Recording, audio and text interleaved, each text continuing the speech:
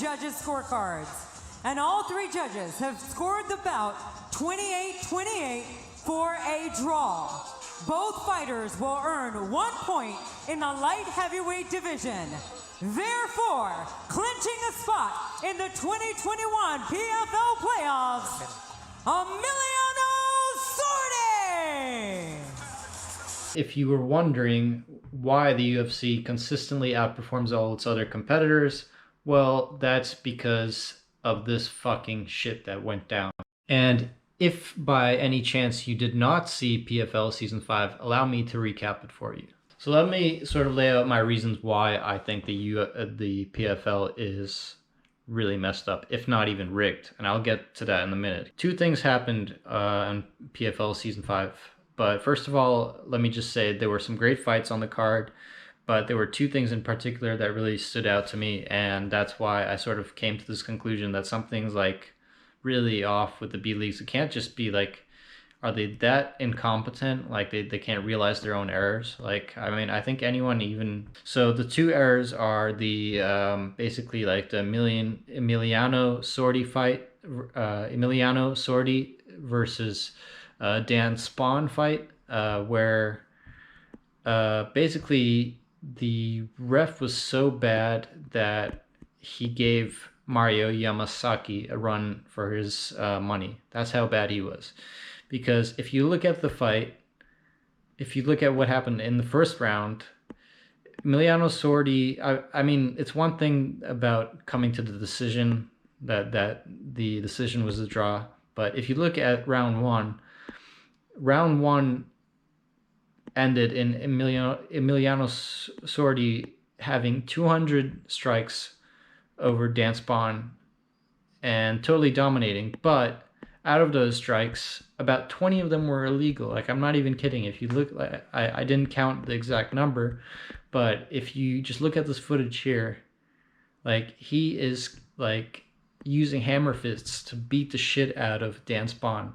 How does a ref, any normal ref, allow that? Like, even an amateur, like, they could pick off someone off the streets and they could probably do a better job. And so eventually the ref figures out, oh yeah, I should probably go over to the officials and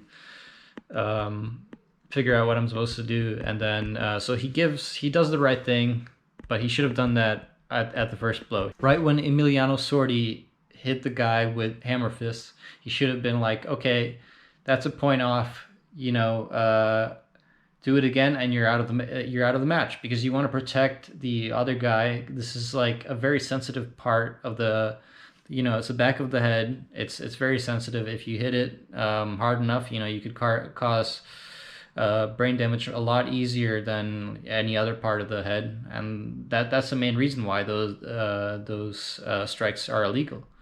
So, but the ref, like, he has a perfect bird's eye view of the fight, literally, and he can't even come to that conclusion that is the right thing to do. That is the only right thing to do in that.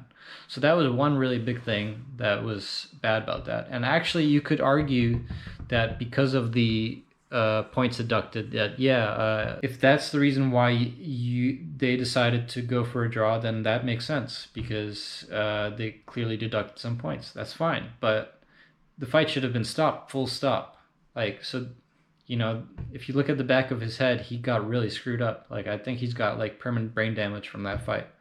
So that was a really egregious error, really bad, very, very negligent on their part. So, and before I continue to the second part of what I think is really bad about last week's PFL, is that the overall rating system is actually a great idea, because it's a really good selling point for the PFL brand, like to offer an alternative to UFC's like 3-round rating system, like 10 for one round, 9 for one round, that kind of thing.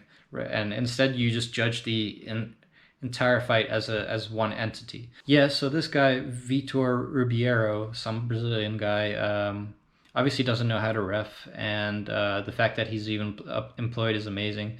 And I think, like, if you're a big fan of MMA, you should really look out for this guy, because like that's really bad. And by the way, comment down below if you know any other bad refs in the B leagues, because I'm aware of the ones that are bad in the UFC, and most of them have been dealt with in some manner or fashion. But with the B leagues, yeah, I'm not an expert on them, but just watching this fight, it was a shock. Like, and there's a clear quality contrast between the UFC and PFL. I mean, so that should really put all your wonders to rest if you actually watch the PFL. So now moving on to the Gleison Tibau fight, and he fought Rory MacDonald.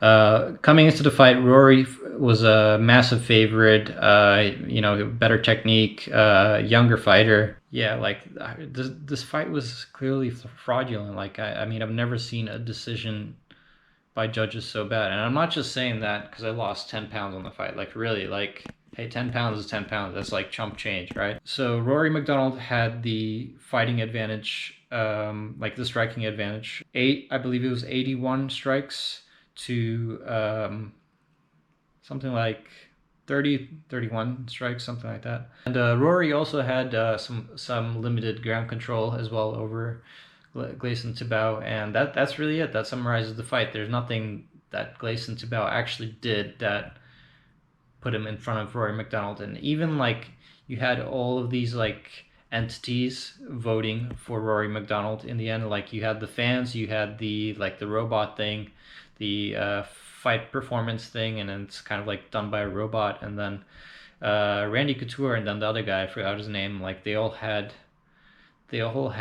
Rory MacDonald, and then even the commentators were shocked. Like they announced how crazy they thought the decision was, and how they don't, you can't even believe it. And then Rory MacDonald walks over to the judges, and then really shows how he felt.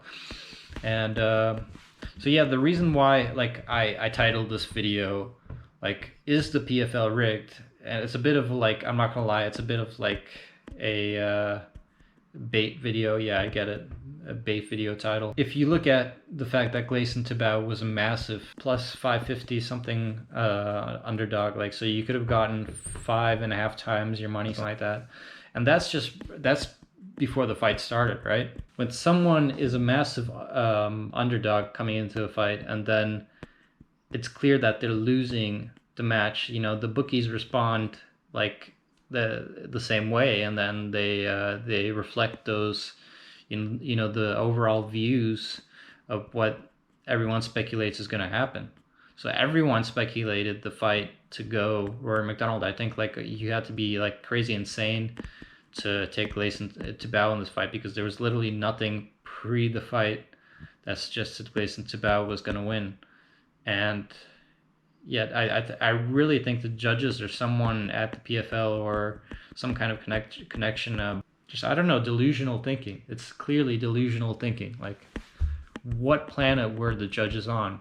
The logic of my sort of theory, it's not much of a theory, it's more of like a hunch that I have. It's that it comes from, like MMA and boxing in general. Like they sort of have links to money laundering, and how they do that is like, they put some of their money into a rigged match, and then basically, that becomes like clean money instead of dirty money. And the mafia have a legit source of income, and that's why they flock to casinos, and boxing matches are held at casinos, and that's true with PFL. The PFL, I believe, is held at the Atlantic City. That's the first thing that comes to mind. You're correct, sir. Yeah, so that pretty much summarizes my theory here, and I have the links down below to both of the fights. And if you disagree with me, comment down below explaining why, or if you want to enlighten me about something.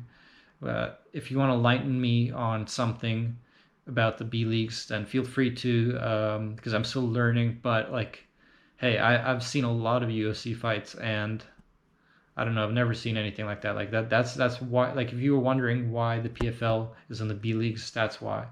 Like, and you might be a hardcore MMA fan that's like gullible, and you think, oh yeah, let's give PFL or ONE or Bellator a chance to rise above. But you can't really compete with the UFC if you make such errors, because the UFC, like, they reprimand any such officials or refs, And I didn't see that from the PFL. So if